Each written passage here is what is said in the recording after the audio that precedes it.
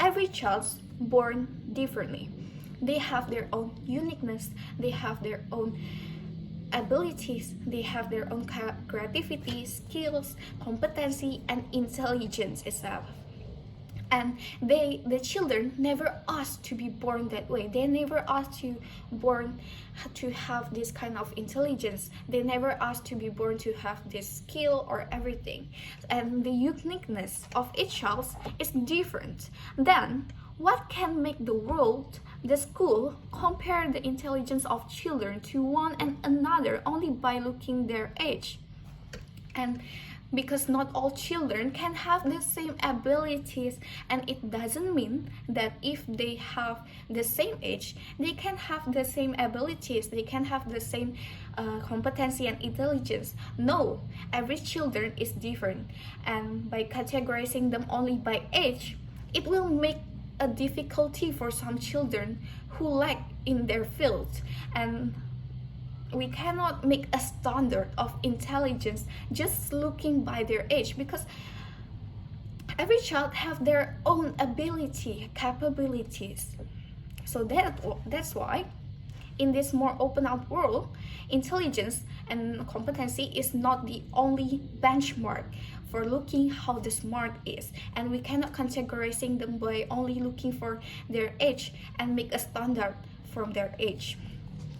So that's why this house will abolish primary and middle school years that group children based on age, and instead group them by competency and intelligence. And now I'm going to point out some keywords, some words to make this motion clearer. The first one, primary school. So primary school is an elementary school for children around age 4 to 5 and also to 11 to 12.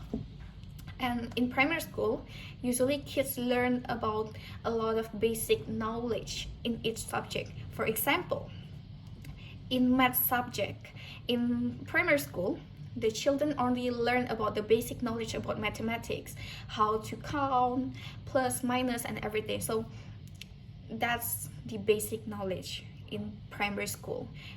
And then the second one, middle school. So middle school is like the higher stage after in primary school. And in middle school, there are 3 grades, 6th grade, 7th grade, and 8th grades. And for example, in middle school, they usually get the higher state and harder knowledge. So if in the primary school, they learn about the basic knowledge, here in middle school, they elaborate it more and they learn it deeper. And then the third one, competency. So competency is like a skill. For example, in mathematics, the children have the skill of counting. It's a skill, or the skill of speaking, or the skill of drawing, and everything. So as I review again, competency is a skill. And then the fourth one, intelligence. So intelligence is the ability of each child, how fast they can learn, how fast they can understand about subject. For example, if the teacher give a subject about mathematics or English or everything, how fast the children can understand about that subject, how fast they can learn that subject. It's intelligence. Then why do we have to group them by their competency and intelligence rather than base them on their age? Here's the reason. The first one, because by grouping them on their competency and intelligence, it will open up a space of opportunities for children with more abilities or with more competency and intelligence, and also for those who are lacks of competency and intelligence. So it's beneficial for both sides, for the children who have the abilities and of intelligence and competency higher, and also for the children who have the intelligence of and competency lower. It's beneficial for both sides. And for the children who have the more intelligence and competency, they can get a chance to grow more according to their abilities. They can get the teaching that suits them switch their abilities, get more advanced level of teachings to be able to further improve their abilities, to improve their intelligence and competency, because children who have more abilities should be given different treatment regardless of humanity and everything. They need to get that chance too, and where they also have to get the opportunity to be able to learn more. And if they have the ability, why not given the opportunity to be able to develop much faster and deeper? Because they have the skill, they have the ability to be better than other kids. Then why not giving them a chance to grow more? And that's also beneficial for the children who have the less intelligence and competency, because they get a chance to grow also. They can get the opportunity to learn longer and deeper, so that children can truly understand completely, not only just like pretending to understand for fear of being seen by their teammates, their friends and everything. Because here they have been categorized according not only from their age, but they are categorized by their competency and intelligence.